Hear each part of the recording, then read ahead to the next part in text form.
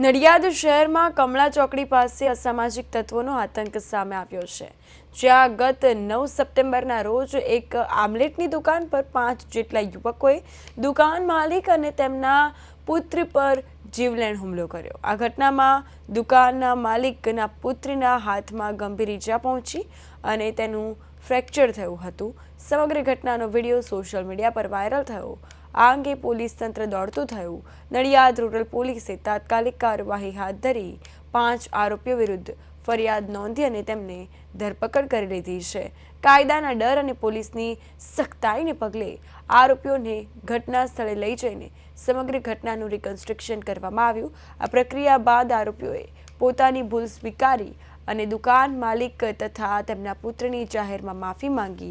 પોલીસે કાયદાનું મહત્વ સમજાવીને આવા કૃત્યો સામે કડક કાર્યવાહીની ચીમકી ઉચ્ચારી છે, જેથી શહેરમાં શાંતિ અને સુરક્ષા જળવાઈ રહે।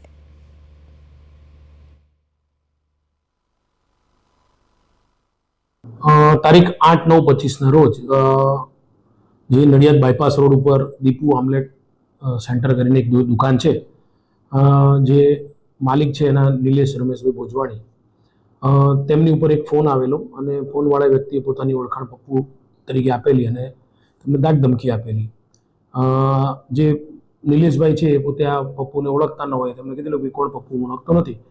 ત્યારે આ ધમકી આપીને પપ્પુએ કીધું હું ઓળખાણ આપવા આવું છું એમ કરીને આ પપ્પુ તથા તેની સાથેના અન્ય 4-5 ઈસમો એ આ દીપુ આમલેટ ઉપર આવેલા અને આ નિલેશ રમેશ ભોજવાણી તથા તેમની સાથે તેમના જે દીપક છે અને રમેશભાઈ ભોજવાણી આ બંનેની સાથે ગાળાગાળી મારામારી કરેલી, જેમાં નિલેશભાઈને ટચલી આંગળીએ ફ્રેક્ચર થયેલું।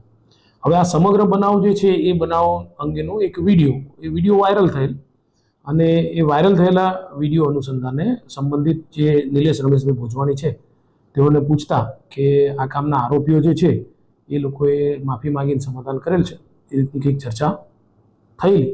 પરંતુ વિગતની ગંભીરતા અને જે જાહેરમાં બનેલ બનાવ છે તે જોતા આ હેડ કોન્સ્ટેબલ કિરીટભાઈ મોહનભાઈએ, જે પોતે દબાણ બીટના હેડ કોન્સ્ટેબલ છે, તેઓએ આ બાબતની તપાસ અને ખાતરી કરી અને સરકાર તરફે એક ફરિયાદ દાખલ કરાવેલી।